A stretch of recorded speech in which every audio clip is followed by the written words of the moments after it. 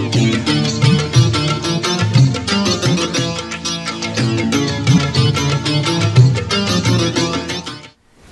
मी अक्षता. सकाळमध्ये तुम्हा सर्वांचं स्वागत. तर जसं की काहीच दिवसांवर आपल्या लाट्या बाप्पाचं आगमन होणार आहे, त्यामुळे आपण सगळेच मोठ्या तयारीला लागलोय. कोरोनानंतर 2 वर्षांच्या गॅपनंतर यंदाचा हा गणेशोत्सव अर्थातच खास असणार आहे. पण या गणेशोत्सवामध्ये सगळ्यात महत्त्वाची गोष्ट असते ती गणपती बाप्पाचा मोदक, जो बनवणं फार किचकट गोष्ट असते. त्यामुळे बरेच जण विकतचा मोदक आणतात, पण घरगुती बनवलेल्या मोदकची चव जी असते ना, ती लाजवाब असते. अर्थातच आपल्या ह्याच गोष्ट सोपं बनवण्यासाठी आपल्यासोबत एक खास व्यक्ती आहे, जी आपल्याला उकडीचे मोदक साध्या आणि सोप्या पद्धतीने कसं बनवायचं हे शिकवणार आहे.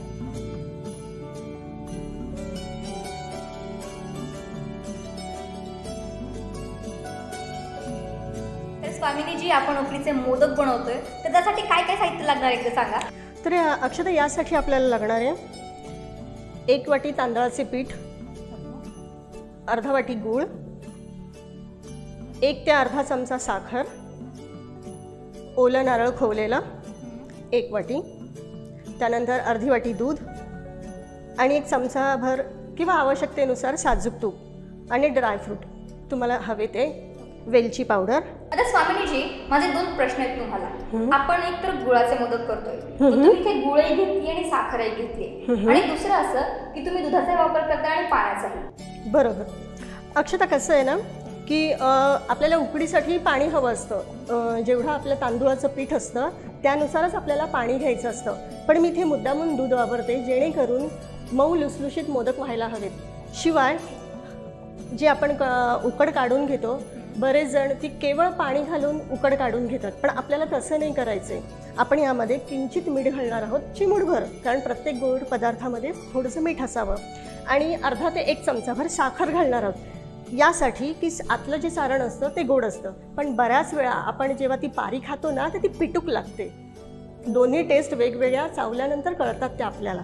तसं होऊ नये ना, म्हणून मग मी 1 ते अर्धा चमचा साखर घालते, जेणेकरून पारीला सुद्धा आपल्या तितकीच चव येईल आणि मोदक आपला स्वादिष्ट आणि दिसायला मऊ लुसलुशीत आणि तुकतुकीत दिसेल. चला, तर खूप इंटरेस्टिंग असे मोदक होणार आहे. आपण आता रेसिपीकडे वळूया. तर सगळ्यात आधी आपण यामध्ये साधारण अर्धा ते 1 चमचाभर साजूक तूप घालून घेणार आहोत. त्यानंतर यामध्ये आपल्याला हा 1 वाटी खोवलेला नारळाचा किस, ह्याच्यामध्ये अर्धा चमचा तूप आपल्याला पुरेसं होतं, कारण नारळ ओला असल्यामुळे त्याला सुद्धा तेल सुटत असतं. 1 वाटी खोबऱ्याच्या किसासाठी आपल्याला अर्धा वाटी गूळ गरजेचं असतो. आता हे गुळाचं प्रमाण आहे ना, प्रत्येकाच्या आवडीनुसार असतं, पण साधारण आपल्याला 1 वाटी पुरेसा होतो. चांगल्या प्रकारे मिक्स करून घ्यायचं, जेणेकरून गूळ वितळायला हवा.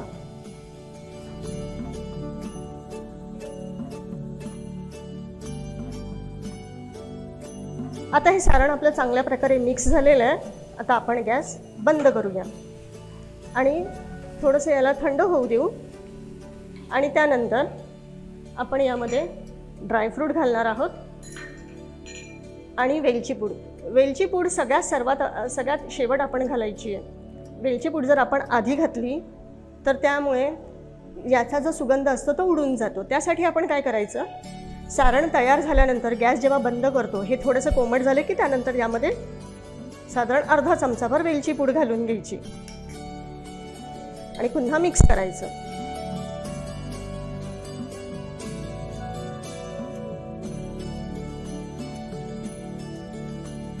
आता आपलं सारण थंड होईपर्यंत आपण उकड काढून घेऊया. उकड जितकी चांगल्या प्रकारे काढून घेतो ना आपण, त्यानुसार मोदक लवचिक होतात.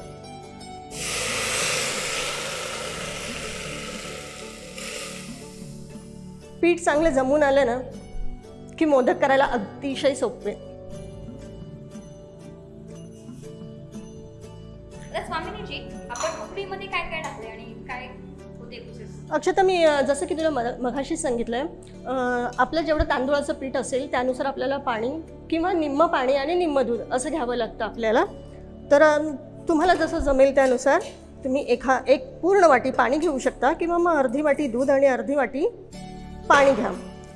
हे प्रमाण अतिशय बरोबर आहे. हे प्रमाण घेतलं ना तर आपले मोदक कधीच चुकणार नाहीत. आता मी गॅसची फ्लेम लो केली आहे आणि आपण हे एक साधारण 5 मिनिट वाफ काढून घेऊया. उकड आपली चांगली वाफली गेली आहे. आता या सारेचा वास खूप छान येतोय.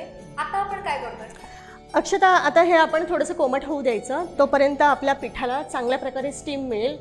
आणि स्टीम झाल्यानंतर एक साधारण 2 ते 5 मिनटं इनफ होतात आपल्याला. त्यानंतर हे पीठ गरम गरमच आपल्याला मळायचं आहे. तर ते आपल्याला हाताला चटके बसू नये त्यासाठी थोडा तुपाचा हात लावून घ्यायचा, म्हणजे तूप थोडंसं बोटांना लावून घ्यायचं आणि त्याने मळायचं. किंवा आपल्याकडे फुलपात्र आहे, त्या फुलपात्राने आपण ते पीठ मळून घ्यायचं. तर चला आपण पीठ मळून घेऊया गरम असतानाच. अक्षता, आता आपलं हे पीठ चांगल्या प्रकारे वाफवून घेतले आपण. तर एक फुलपात्र किंवा मग तांब्या, त्याने हे पीठ आपण चांगल्या प्रकारे मळून घ्यायचं. पीठ जितकं चांगल्या प्रकारे तो मळून घेणार तितक्या चांगले आपले उकडीचे मोदक सॉफ्ट होतात. जरासं हाताला तूप घेऊन आपण हे चांगल्या प्रकारे गरम असतानाच मळून घ्यायचे. आता हे कोमट झालंय पीठ. मगाशी आपण फुलपत्राने थोडंसं मळून घेतलं होतं.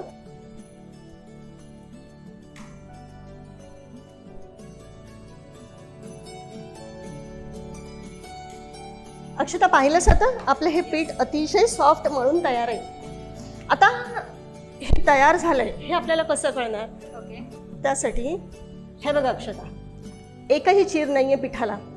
याचाच अर्थ आपले मोदक चिरणार नाहीत. पीठ अतिशय मऊ झालेलं आहे. आपल्याला हवंय त्याप्रमाणे पीठ तयार आहे. आता आपण मोदक करायला घेऊया.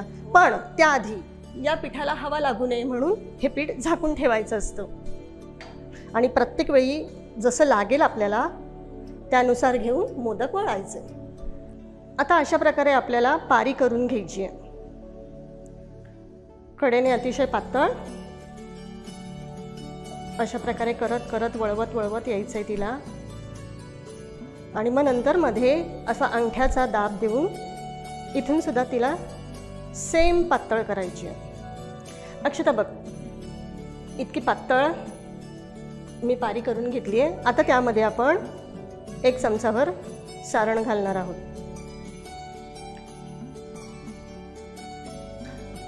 हे सारण घातल्यानंतर हे पहिलं बोट आतमध्ये आणि ह्या अंगठा आणि ह्या मधल्या बोटाने आपण दाब देणार आहोत, जेणेकरून आपल्याला कळ्या पाडता येतील.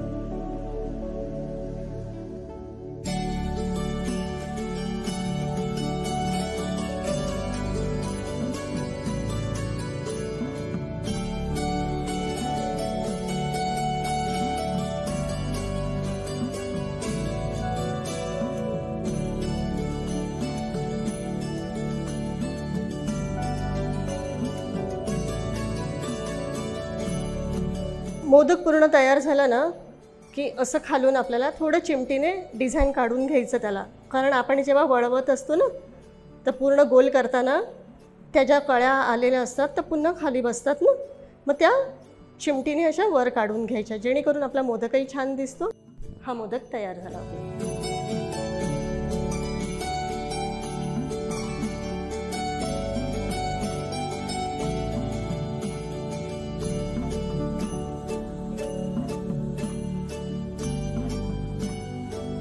अक्षता, पाहिलास आपला मोदक किती सुरेख झालेला आहे आणि अतिशय सुबक. कळ्यासुद्धा छान आलेल्या आहेत. पण ज्या नवख्या असतील त्यांना जर कळ्या पाडणं जमत नसेल किंवा हातावर मोदक जमणार नसेल तर हल्ली मार्केटमध्ये अनेक प्रकारचे साचे मिळतात. सेम पारी करायची, पातळ ठेवायची आणि ती त्या साच्यामध्ये भरून टाकायची.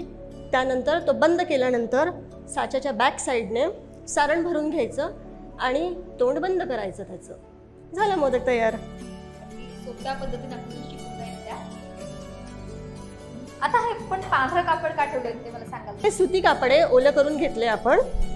ते झाकून अशा करता ठेवले आपण कारण मोदकाला क्रॅक पडतील, मोदक सुकतील. आपले नंतरचे मोदक तयार होईपर्यंत आधीचे मोदक सुकतील ना, त्यासाठी ते झाकून ठेवलेले आहेत. खूप बारीक बारीक गोष्टी आहेत ह्या ज्या आपण पाहतोय, त्यामुळे तुम्ही खूप बारीक पाहत झालो.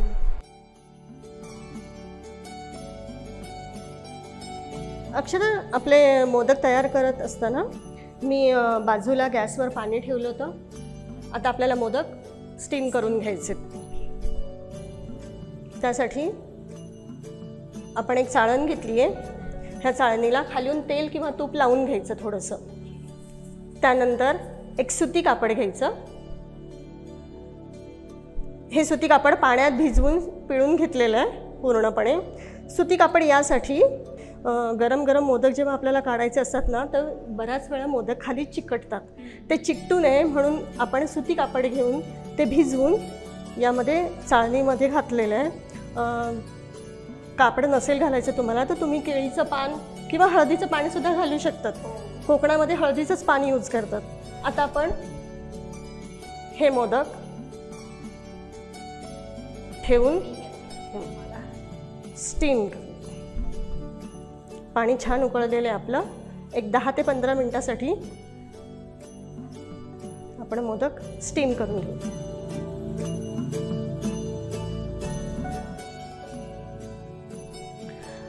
अक्षता 10 मिनिट झालेत. आता आपण बघू स्टीम आली आहे का. वाव, बघितलंस किती छान स्टीम आली आहे. आणि मोदक आपले वाफाळले की नाही हे कसं बघणार आपण. हात लावून बघायचे. हाताला चिकट नाही लागले याचा अर्थ परफेक्ट झालेत आपले मोदक.